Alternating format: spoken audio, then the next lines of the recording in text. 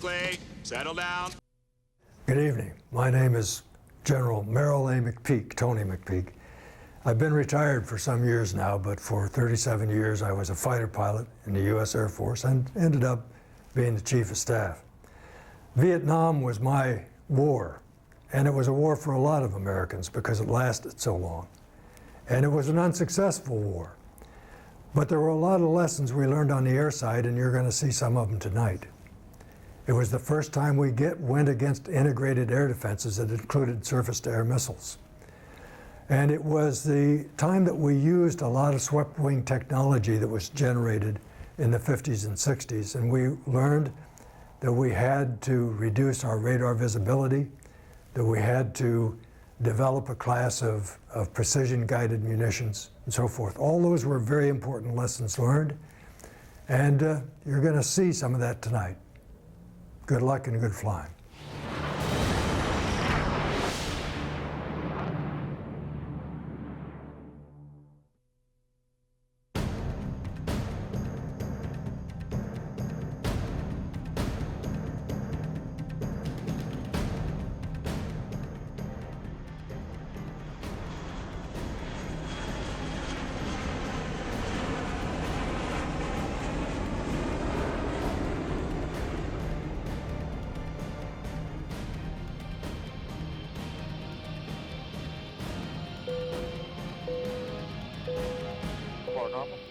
The air war in Vietnam was unlike any other.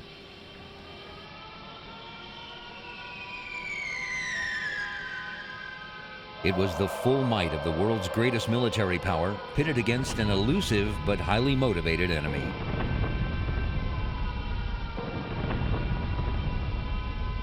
From an air combat perspective, the Vietnam War provided the superpowers, the U.S. and the USSR, with the opportunity to put their best technology and weapon systems into the sky to fight it out. The first test of air power in Southeast Asia was not in the skies over Vietnam, but over neighboring Laos. Operation Barrel Roll was one of the most closely held secrets and one of the most unknown components of the American military commitment in Southeast Asia. Due to the neutrality of Laos, guaranteed by the Geneva Conference of 1954 and 1962, both the U.S. and North Vietnam strove to maintain the secrecy of their operations and only slowly escalated military actions there. As much as both parties would have liked to have publicized their enemy's violation of the accords, both had more to gain by keeping their own roles quiet. The original purpose of the operation was to serve as a signal to the Democratic Republic of Vietnam, North Vietnam, to cease its support of the insurgency then taking place in the Republic of Vietnam, or South Vietnam. This action was taken within Laos due to the location of North Vietnam's expanding logistical corridor known as the Ho Chi Minh Trail, which ran from southwestern North Vietnam through southeastern Laos and into South Vietnam. The air campaign waged there centered on the interdiction of the logistical system for the NVA and Viet Cong fighting in South Vietnam.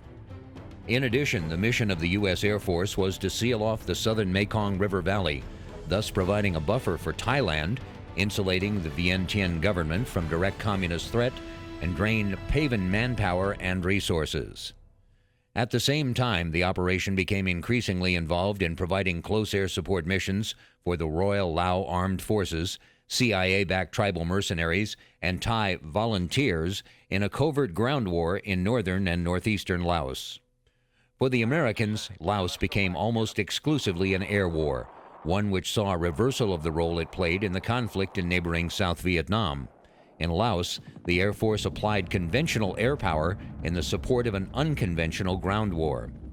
Although the People's Army of Vietnam could have fielded enough troops to conquer Laos at any point during the conflict, the Communists only sought to instigate a stalemate, one that would allow the trail system to operate unhindered by the Americans and Laotians. In 1959, the first infantry weapons were delivered to the Highlands Hmong tribe, and their training as an anti-communist field force was begun. 9 CIA specialists, 9 U.S. Army Special Forces personnel, and 99 Thai members of the Police Aerial Reconnaissance Unit participated in the training. This force became the Armée Clandestine, or the Secret Army. Shortly afterward, the CIA began Project Water Pump, a program to train Laotian, Thai, Hmong, and Air America air crews in flight and maintenance of U.S.-supplied AT-28 Trojan fighter bombers. The T-28 Trojan was the first U.S. fixed-wing attack aircraft lost in South Vietnam during the Vietnam War. Captain Robert L. Simpson, United States Air Force, Detachment 2A, 1st Air Commando Group, and Lieutenant Waugh, SVNAF, were shot down by ground fire on August 28, 1962, while flying close air support. Neither crewman survived. Eventually, the Royal Laotian Air Force would consist of 5 wings of 10 aircraft each. Water Pump could never produce enough pilots, however, since graduation rates barely exceeded the death rates of graduates who simply flew until they died. The aircraft utilized to support the covert war were an odd assortment of vintage propeller-driven fighter bombers and high-performance jet aircraft like the F-100D Super Sabre. Well, the F-100 was a sort of big F-86. The lessons that we had learned in Korea about the MiG being able to fly higher and faster, we tried to correct with the F-100 by taking an F-86, in some ways you can think about it this way, and putting an afterburner in the back of it. So an afterburner is a way of dumping fuel in the engine exhaust and getting it to reignite, and it will add typically something like 50% to the thrust. So the thrust of the engine, the J57 engine in the F-100 was about 10,000 pounds. And then you added another 5,000 pounds of thrust when you dumped fuel into the exhaust. And with that extra fuel, it was supersonic in level flight, okay, a first for an operational aircraft. The F-86 could get supersonic just barely in a dive, but the F-100, you could actually fly supersonic straight and level. As I say, the first operational aircraft that this was true of. So it was a difficult airplane to fly because it was not very stable. The first versions of the F-100, the F-100A, were pretty stable, but it had controllability problems that in some flight regimes simply went out of control. This was corrected by putting a bigger tail on it and some other modifications. Though it had always had an accident rate higher than other types of jets during this time period, the Super Sabre had plenty of fans among pilots who flew it. The planes were responsive to the pilot's every touch. Its airframe was robust, and it had reliable onboard systems. In addition to the AT-28 Trojans, the propeller-driven, rugged, and reliable Douglas A-1 Sky Raiders pounded the communist forces and supply routes. These aircraft came into their own in Southeast Asia, where their heavy ordnance loads, long loiter times, and high maneuverability at low altitudes made them more effective than the fast movers of the more modern jet air force. This hodgepodge of an air force, with its peculiar mix of aircraft and air crews, flew for 8 years in the crowded skies over Laos. We stopped a lot of traffic, and in their post-war history, the North is candid about the disruption we caused. But we didn't stop at all. Enough got through to, more than enough, got through to support the forces they had in South Vietnam. We extracted a very, very big price for it, but we never stopped the traffic. And it's something I really regret to this day, because I was a squadron commander there of the Misty Squadron for a period.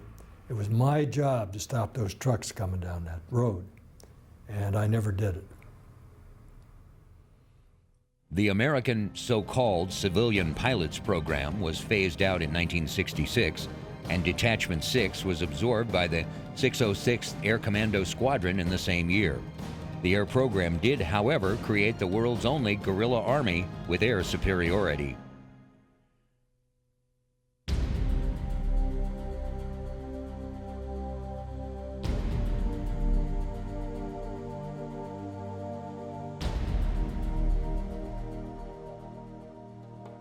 The The United States entered the Vietnam War in earnest in 1964 after a controversial incident in the Gulf of Tonkin. The incident was an attack on an American destroyer, the Maddox, by North Vietnamese PT boats. On July 31, 1964, USS Maddox, DD-731, had begun its intelligence collection mission in the Gulf of Tonkin off the coast of Vietnam. The Maddox was under orders not to approach closer than 8 miles from the North Vietnamese coast and 4 miles from Han New Island. On August 2nd, Maddox claimed it was attacked by 3 North Vietnamese P-4 patrol torpedo boats 28 miles away from the North Vietnamese coast in international waters. The Maddox claimed to have evaded a torpedo attack and opened fire with its 5-inch guns, forcing the patrol craft away. F-8 Crusader aircraft launched from the aircraft carrier USS Ticonderoga then attacked the retiring P-4s, claiming one was sunk and one heavily damaged. On August 4th, the Maddox and the C. Turner Joy were ordered to conduct another patrol off the North Vietnamese coast in order to show the flag after the first incident. During an evening and early morning of rough weather and heavy seas, the destroyers received radar, sonar, and radio signals that they believed indicated another attack by the North Vietnamese Navy.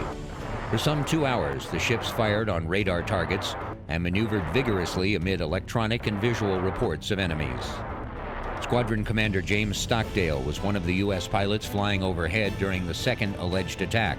Stockdale had the best seat in the house to watch the events that transpired that night.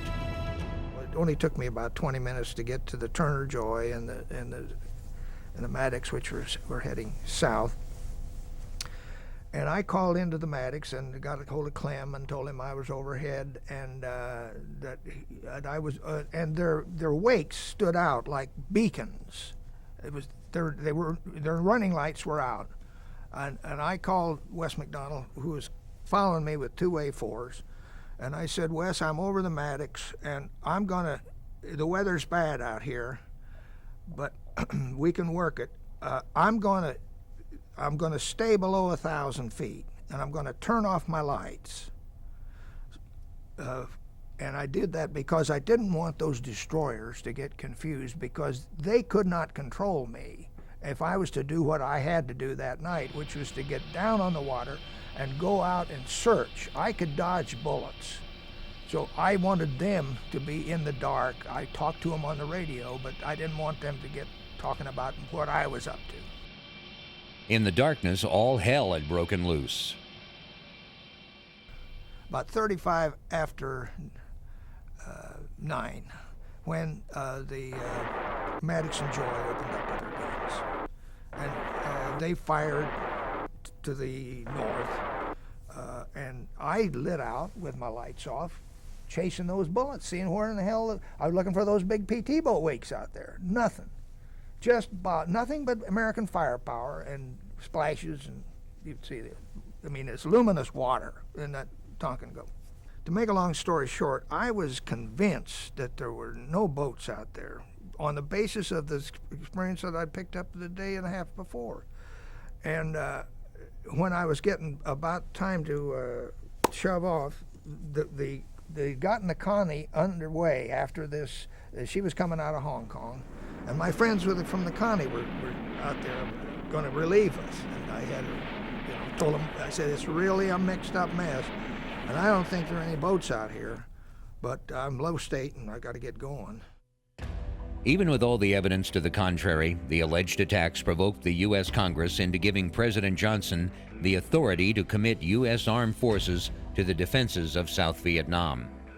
Johnson quickly ordered the Ticonderoga and the Constellation to launch airstrikes against North Vietnamese torpedo boat bases and fuel facilities. Stockdale received his orders directly from the captain of the Ticonderoga.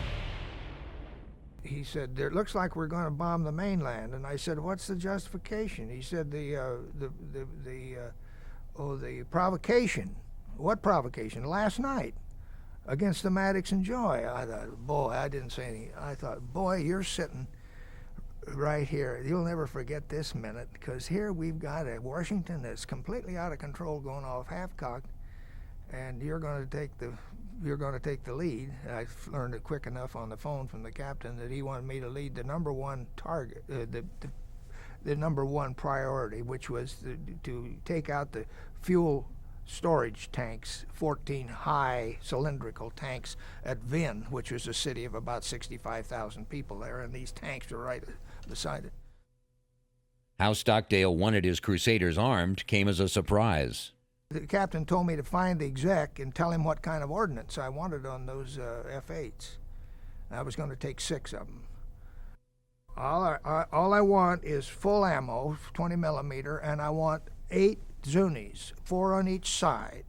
He said, aren't you going to take any air-to-air weapons? You're liable to be MiGs there. I'd say there will be no MiGs there today. I know that for a fact. I never went ahead and told him I thought I might. I should have said this is Pearl Harbor. This is not normal action. There will be MiGs tomorrow. The air war against North Vietnam had begun, and by September of the following year, James Bond Stockdale would be shot down on a mission over North Vietnam. For the next 7 years, he was held in solitary confinement in Hanoi's notorious Hoa Lo prison.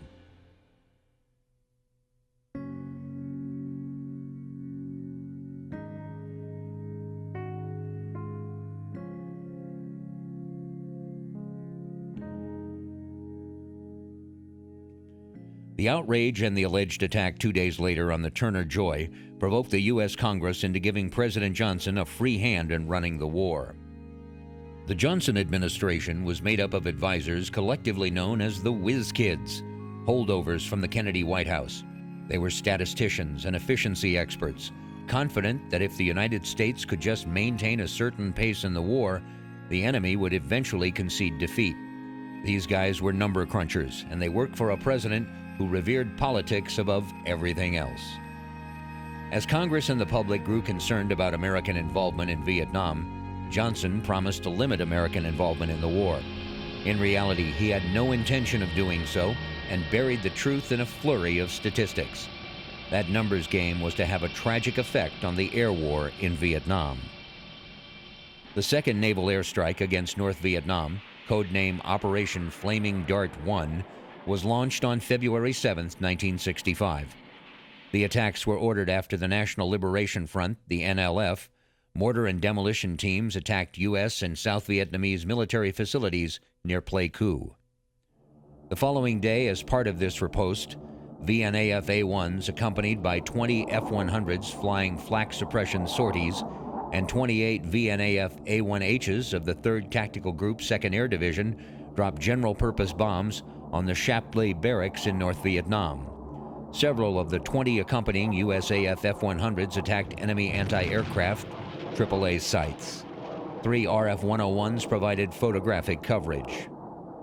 A third airstrike, Flaming Dart 2, was conducted by Navy, USAF, and VNAF aircraft on February 11th against NVA barracks at Chan Hoa and Vit Tu Lu.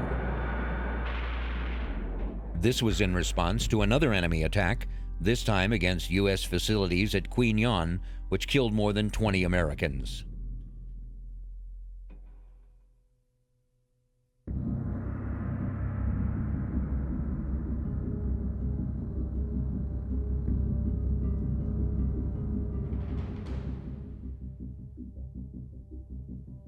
A 19-day pause followed the second Flaming Dart strikes.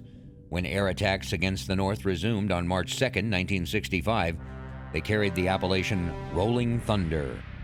On that date, 15 North American F-25 Republic F-105Ds and 20 Martin B-57s, accompanied by KC-135 refueling tankers and other supporting aircraft, hit an NVA ammunition depot at Zombong, about 35 miles above the DMZ, causing heavy damage. On that first raid, no fewer than 5 aircraft, 2 100DD Super Sabres, and 3 105Ds were lost to ground fire, and the first U.S. Air Force pilot, Captain Hayden J. Lockhart, was taken prisoner. Rolling Thunder presented the U.S. military with the opportunity to test a number of new or unproven technologies. The North Vietnamese Air Force, NVAF, had acquired some 60 Soviet-made MiG-17 jets by 1965. These were guided from the ground by controllers using ground control intercept radar supplied by the USSR. The MiG-17 Fresco was the primary interceptor of the fledgling Vietnam People's Air Force in 1965, scoring its first aerial victories and seeing extensive combat during the war. The aircraft frequently worked in conjunction with MiG-21s and MiG-19s. The MiG-17 could not carry air-to-air missiles and was used most often for ground attack, but could shoot down enemy aircraft with its numerous cannons. Some North Vietnamese pilots preferred the MiG-17 over the much faster MiG-21 because it was more agile.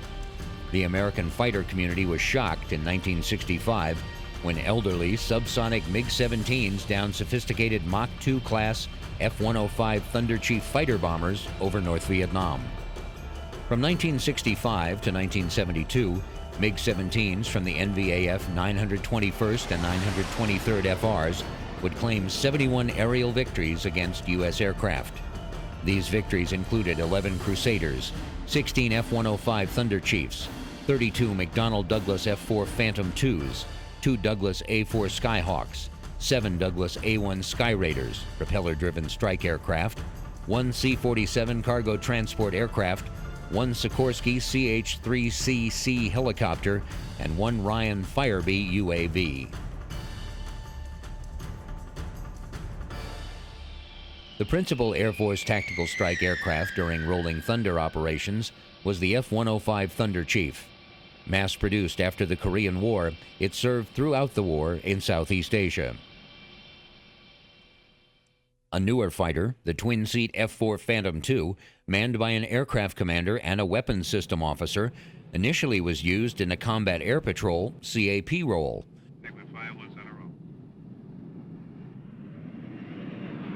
Committed to battle gradually, it flew its first strike mission at the end of May 1965 and its first armed reconnaissance mission in August.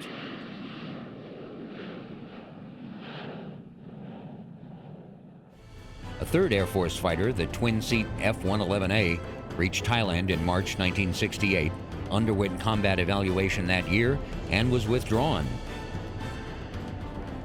Subsequently, in the later stages of the war, this sophisticated night and all-weather aircraft returned to Southeast Asia and flew regular combat missions. A number of older, lower performance and more vulnerable aircraft were used briefly or sparingly over the north.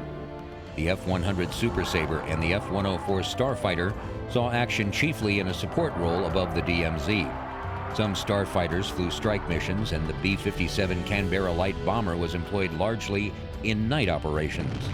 Eventually, all were withdrawn from northern missions, with the F-100 being used primarily for close air support in South Vietnam.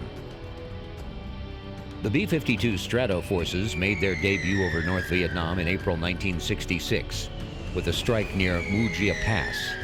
During the next 6.5 years, these heavy bombers were employed against enemy targets in North Vietnam's Panhandle, staying far away from the dangerous SA-2 missile sites located mostly in the Hanoi-Haiphong area. Based initially on Guam and later in Thailand, the B-52s were primarily employed to interdict North Vietnamese lines of communication leading to the DMZ and the Ho Chi Minh Trail in Laos. On these missions, they normally dropped 25 to 30 tons of ordnance. General John P. McConnell, General Curtis LeMay's successor as Air Force Chief of Staff, remarked on the irony of the use of these strategic bombers to hit tactical targets.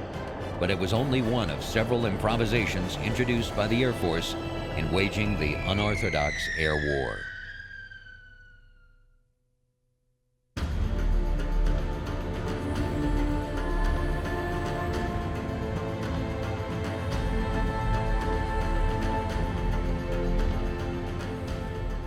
From the beginning, critics of the sustained campaign against North Vietnam targets would argue that Rolling Thunder did not really roll and was not particularly thunderous. The planning of the airstrikes was complex and unwieldy, beginning in the Situation Room at the White House, where President Johnson retained firm control over what could and could not be attacked. Decisions as routine as the choice of ordnance for a particular sortie were made at this level, thousands of miles away from the fighting. Johnson's decisions were relayed to Secretary of Defense Robert McNamara, who in turn informed the Pentagon. Directives were then passed down the chain of command until it reached the various air divisions. Because of the limitations imposed on air operations, war material from the Soviet Union, China, and other communist countries flowed in easily through Haiphong and other North Vietnamese ports and over rail lines from Kunming and Nanning, China, all of which helped Hanoi make up for its losses and in turn facilitated a rapid air defense buildup. What was important to the whiz kids back in Washington wasn't the real military effect of the mission. What they cared about was the number of planes on the ground and the tonnage of bombs dropped from the sky. In effect, the numbers became the reality.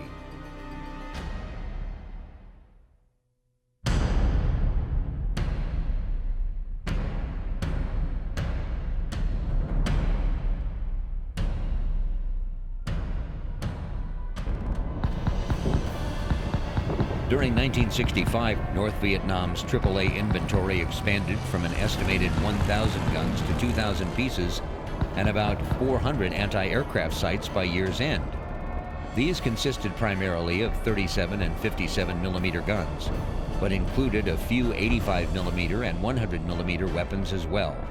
Smaller but deadly automatic weapons, which inflicted much of the losses and damage to U.S. aircraft, also proliferated. The night flights were the worst because that's when the tracers really jump out. During the day, you can't really see the tracers that well. But at nighttime, when they started coming up, it was like a Christmas party. The United States, we had red tracers, and the Russians, they had they were using Russian and Chinese rounds, and theirs were green. And once they got you see a firefight, it just looked like Christmas. It's unbelievable. And then every night, I mean, there's always something going on. The Soviet surface-to-air missiles were first detected by a SAC U-2 aircraft on April 5, 1965. By year's end, U.S. Air Force and Navy reconnaissance had pinpointed 56 SAM sites. The North Vietnamese, who took great pains to conceal them, readily abandoned sites to build new ones. By building a large number of sites, some of them equipped with dummy missiles to deceive Air Force crews, they were able to use a launch and move tactic. They employed a similar tactic with their AAA guns, as Commander James Stockdale learned to his misfortune on his last mission of the war. We were assigned the Than Hoa Bridge strike the last day of our at sea period. We were going to Hong Kong the next day. Stockdale was not scheduled to fly that day, but at the last minute decided that he would fly his A-4E Skyhawk along with the strike group. I let the Marines take their own airplanes. They were going to take all the F-8s. I just wanted myself to be there as a kind of in case. And we had about 27 planes going with us that day, I think. Even before reaching the North Vietnam shoreline, the mission was in trouble. We were just reaching the beach when we had sent ahead a weather plane, and he said, it's 0-0 at the bridge. By that he meant that the visibility was 0 at sea level. It was impossible target to hit under the conditions that we had in the weather. With the attack on the bridge aborted, Stockdale had to find a place to release his bombs before heading back to the carrier and shore leave in Hong Kong. I hadn't assigned myself as a wingman, but we had the executive, 163 was right there with me. He said, I'll go with you. And we went up to, this was all downhill. All we had to do was go up and get rid of our bombs. And these were smaller bombs on the A-4s. I had found an area up to the north where I had almost always brought my excess bombs back and dropped them into a rail yard where boxcars were parked. I figured they did some good. I'd been up there the day before. Unlike the day before, the North Vietnamese had a surprise waiting for the Navy flyers. When we rolled in at low level, we were going to use this, what they call the snake eye delivery technique, which is low altitude, flat to the ground. I had just pickled off the bombs when I heard this boom, boom, boom over to the right, and it's a loud engine in that airplane, but I was close enough to this thing to see a wheeled vehicle on which was mounted a 57 millimeter gun They weren't there yesterday, but here they were. And I had a plane on fire, and I was out of that plane in the ejection seat, and we were treetop level. We were pretty low. So I had a very short ride to the ground. Free from the burning plane, Stockdale's real troubles were about to begin. I could see the bullets ripping my parachute. I landed, I hooked a tree, but that didn't last long. I was finally on the ground with on my own feet when the mob, which was thundering down the street. It's like every little town in Illinois, every little town in the world. They've got a bunch of teenage or early 20s goons who are, they're going to defend the honor of the city. And this was and boy, they hit me like a pack of, like a quarterback sack. And then I had about a minute of being twisted and bent and kicked, but I wasn't really conscious of what was happening, except that I was being bashed heavily. And then a guy with a pith helmet, I saw his helmet later, he blew a whistle, and that ended that phase. And this guy, civilian with a pith helmet, took charge. A truck soon appeared and took the Navy commander to what would be his home for the next 7 years. I arrived in prison in a stretcher that had been put in the back of an old truck that I finally was put in to get up to Hanoi. In recognition of his heroic resistance to the North Vietnamese and his willingness to sacrifice his life rather than capitulate to their continued demands, in 1976, then Rear Admiral James B. Stockdale was awarded the Medal of Honor.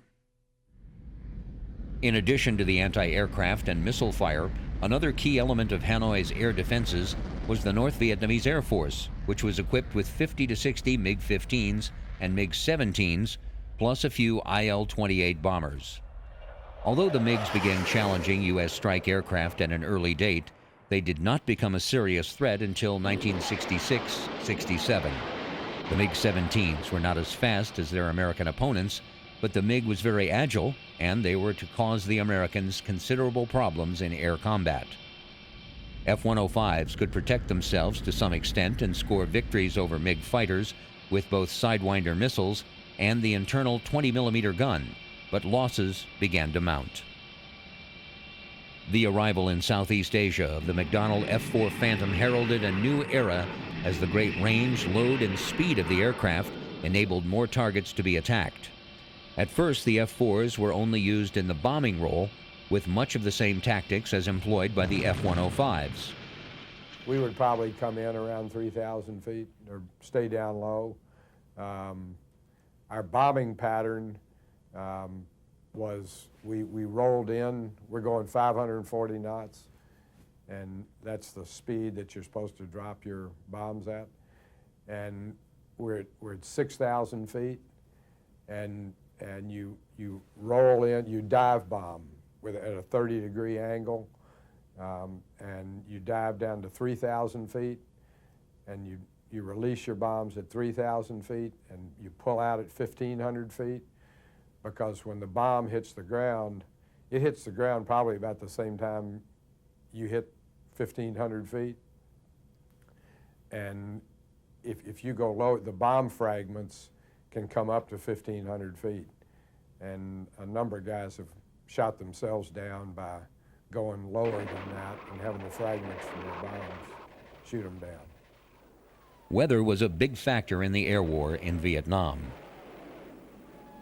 Some days when the weather is overcast is lower than 6,000 feet, you have to have a different bombing pattern.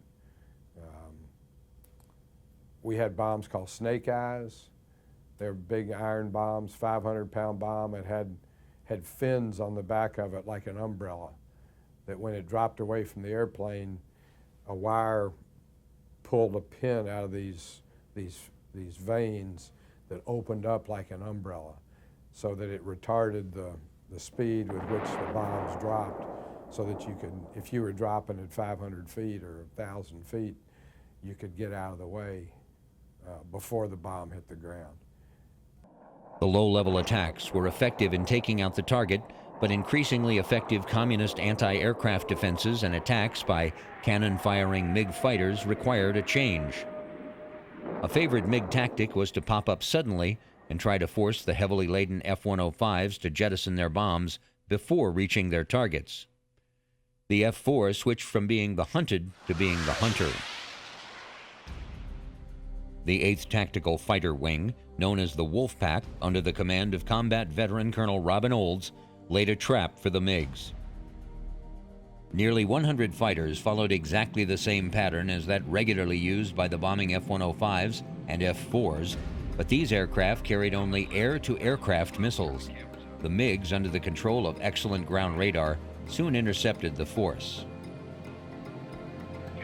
Sidewinder-equipped Phantoms flew at low altitudes to enable their pilots to spot the MiGs earlier and then use their higher acceleration and speed in hit-and-run tactics. They avoided turning fights because the MiGs had great maneuverability. In the ensuing battle, 7 MiGs were destroyed without loss to the Americans. Olds bagged 2. Following this action, which was to remain one of the largest fights of the war, the North Vietnamese were considerably more cautious with their interceptions. The EC-121s helped materially by alerting the F-4s to the presence of the enemy aircraft.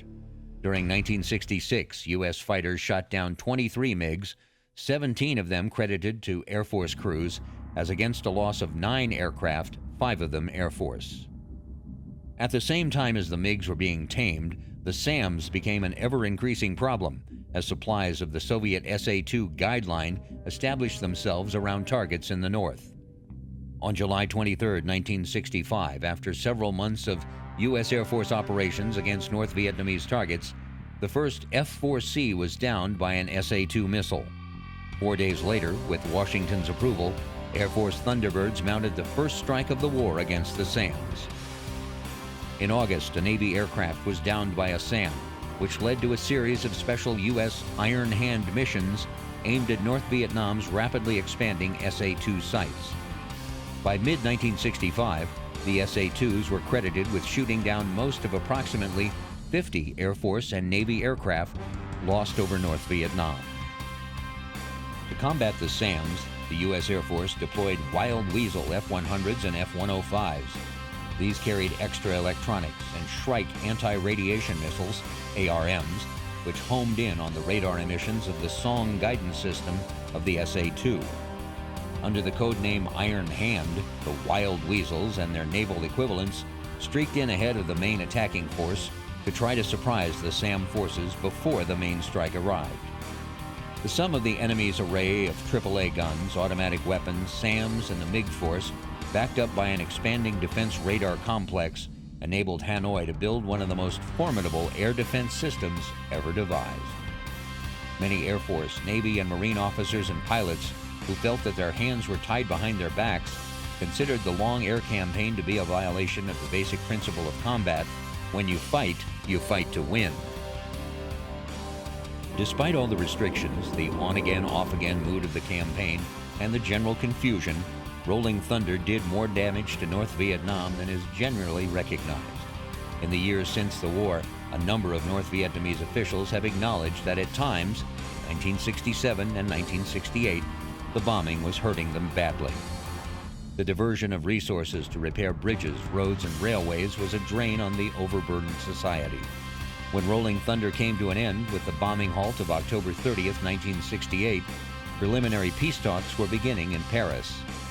Throughout the operation, what Rolling Thunder was missing was a plan, a policy, and a decision to use the aircraft as they were intended to be used.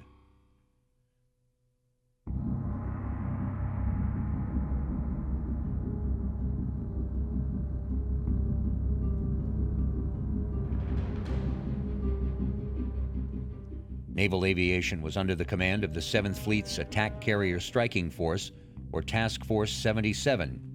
TF-77 launched its raids from a position known as Yankee Station, located at the mouth of the Gulf of Tonkin, less than 200 miles from Hanoi and Haiphong. From there, they were used to provide air support over South Vietnam until the Air Force could take over. Between 1965 and 1973, the Navy consistently had 4 or 5 carriers deployed for operations in Southeast Asia. Attack carriers fell loosely into 2 categories, the large deck carriers and small deck carriers. The strike power of each carrier air wing was invested in a mix of fighter and attack squadrons. Early in the war, small deck carriers usually operated 2 squadrons equipped with Douglas A-1 Sky Raiders. Large deck wings included 2 F-4 Phantom II fighter squadrons and 4 A-4 attack squadrons, as well as heavy attack aircraft like the Douglas A-3 Sky Warrior and the North American A-5 Vigilante. These last 2 types were soon converted to support or reconnaissance roles. Gradually, the A-1, A-4, and F-8 squadrons were phased out of service aboard their larger carriers, such as Constellation, Forrestal, Kitty Hawk, and Midway. They were replaced by newer, vastly more capable types, like the Grumman A-6 Intruder, Grumman E-2 Hawkeye, and Vought A-7 Corsair II. All of these aircraft were flown on strikes against the North with Sky Raiders, Skyhawks, Intruders, and Corsairs, providing combat air patrols known as MiG Caps. Initial success against the North Vietnamese MiGs was elusive, but once the Navy instituted a realistic air combat training scheme, the Top Gun School, the number of combat kills rose dramatically. In 1972, the team of Randy Cunningham and Willie Driscoll, flying from the Constellation, became the first aces of the war. However, the gun-armed A-4 and A-7 also made occasional MiG kills. On one occasion, 2 elderly A-1s downed a MiG-17 between them. Perhaps the greatest addition to the air wings was the A-6 Intruder, which at the time had the most advanced weapons delivery and navigation system in the world. It was able to deliver low-level first-pass strikes with extraordinary accuracy in weather that often grounded other aircraft.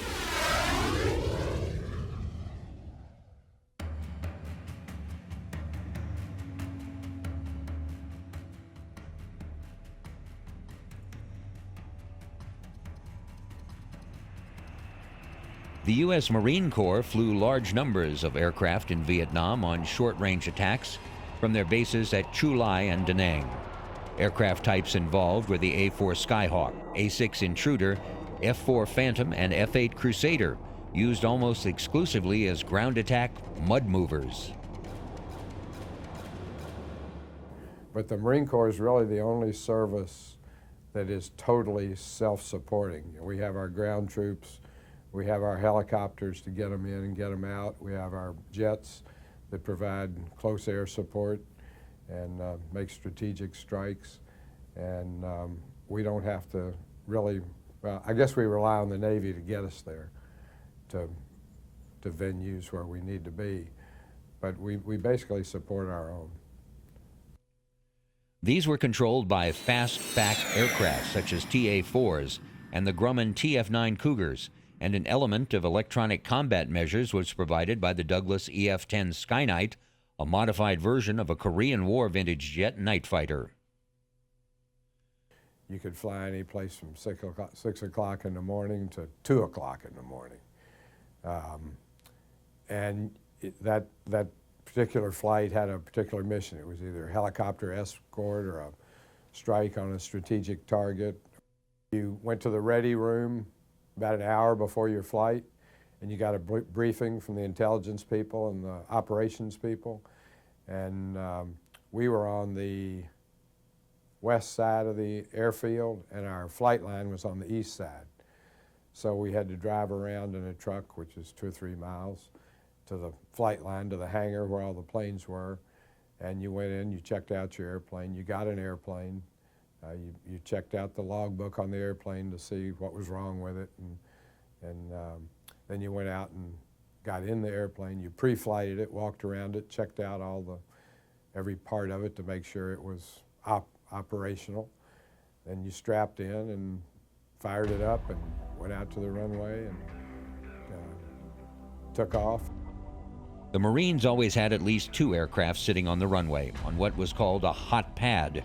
The planes had been pre-flighted and were hooked up to the compressor starter ready to take off. The alert pilots were in their gear waiting nearby. When the bell went off, they ran out of the trailer, jumped into the F-4, and could be airborne in about 3 minutes. On the missions where they're off the hot pad, which is in response to some ground guys being in trouble, you're focused on getting those, on saving those, on helping save those guys. I mean, they're doing the hard work. I mean, they're in the jungle. They're face to face with the bad guys.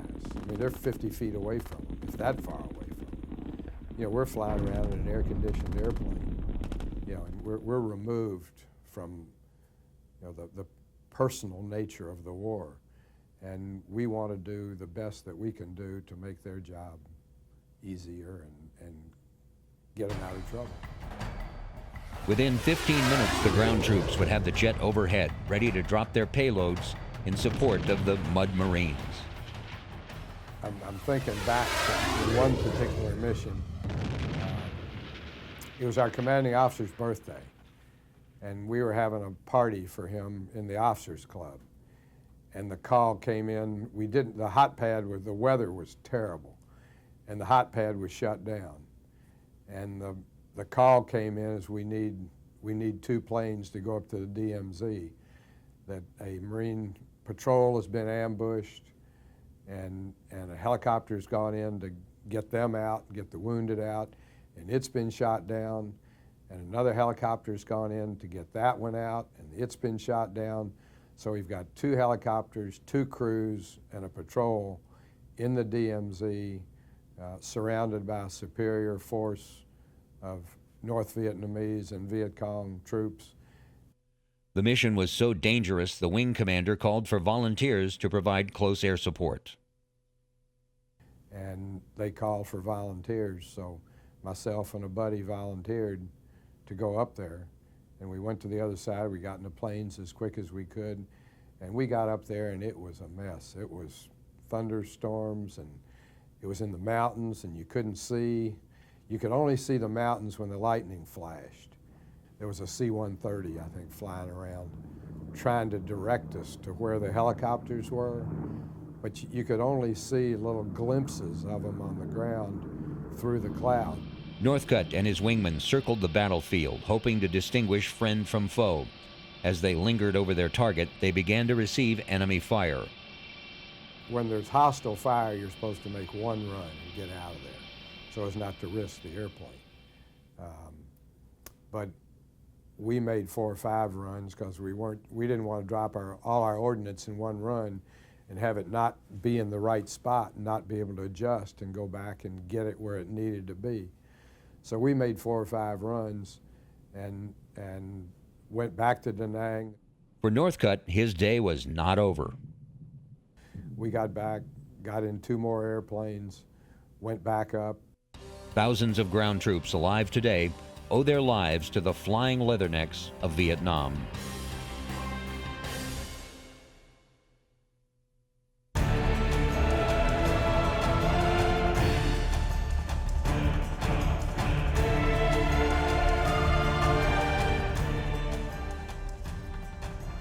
On March 3, 1968, President Lyndon Johnson ordered a halt to the bombing of North Vietnam, north of the 20th parallel. This was followed 3 weeks later by a ban on missions north of the 19th parallel. As a quid pro quo, the Hanoi regime agreed to meet with U.S. delegates in Paris to discuss an end to the conflict. In the meantime, the Air Force, Navy, and Marines virtually doubled their airstrikes in the area below the 19th parallel, interdicting enemy troops and supply movements across the DMZ into South Vietnam. They also stepped up raids against enemy positions in southern Laos. In Paris, after many meetings and months of deadlock between the two sides on how to bring the war to an end, American and North Vietnamese representatives agreed on a certain essential understanding, enabling President Johnson on October 31, 1968, to end all air, naval, and artillery bombardment of North Vietnam as of 0800 hours Washington time, November 1, 1968. 90 minutes before the President's order was issued, Major Frank C. Lenahan of the 8th Tactical Fighter Wing made the last target run in an F-4D against a target near Dong Hoi. Thus, 3 years and 9 months after it began, Rolling Thunder operations came to an end. The U.S. aircraft had flown approximately 304,000 tactical and 2,380 B-52 sorties and dropped 643,000 tons of bombs on North Vietnam's war-making industry, transportation networks, and air defense complex.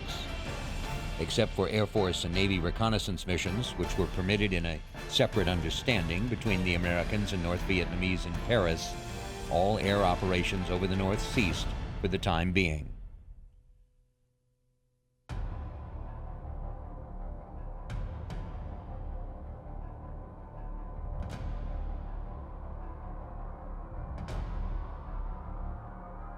A false calm had fallen over North Vietnam.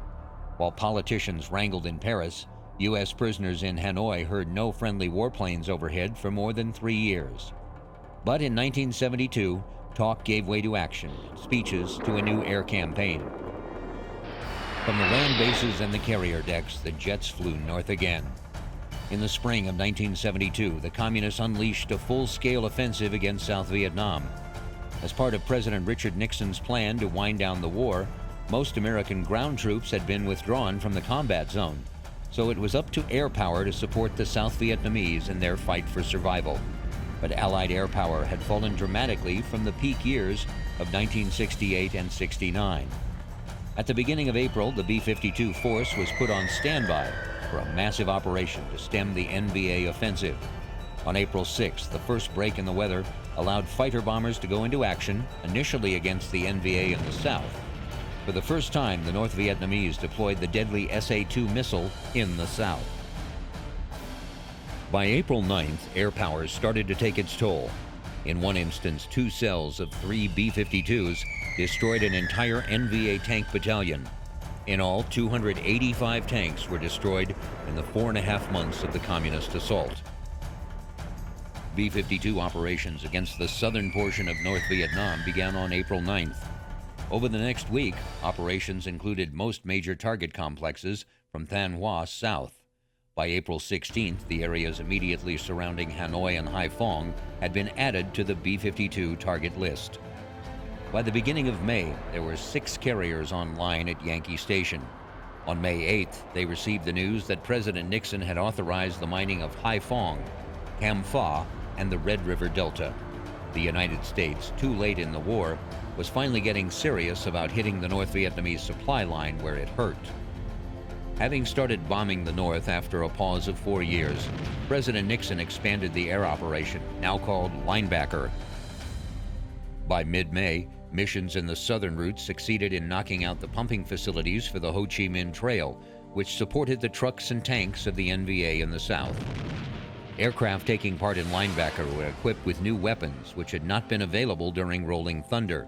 Precision-guided weapons were used in large numbers for the first time.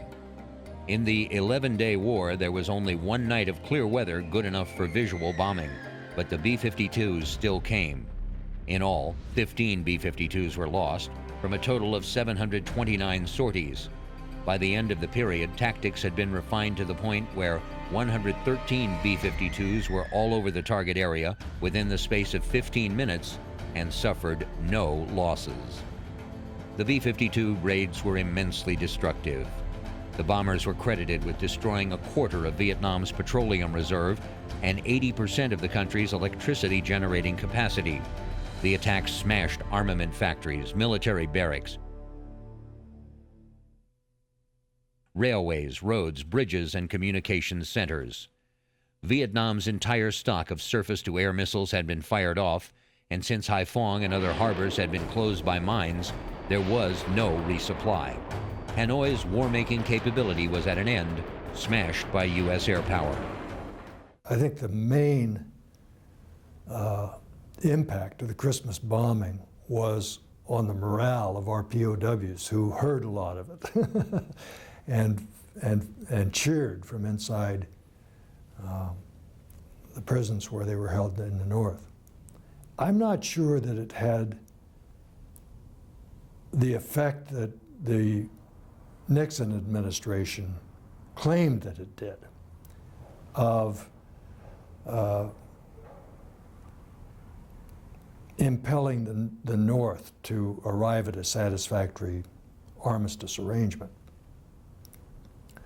They agreed to a ceasefire only after we stopped insisting that they remove their troops from the South.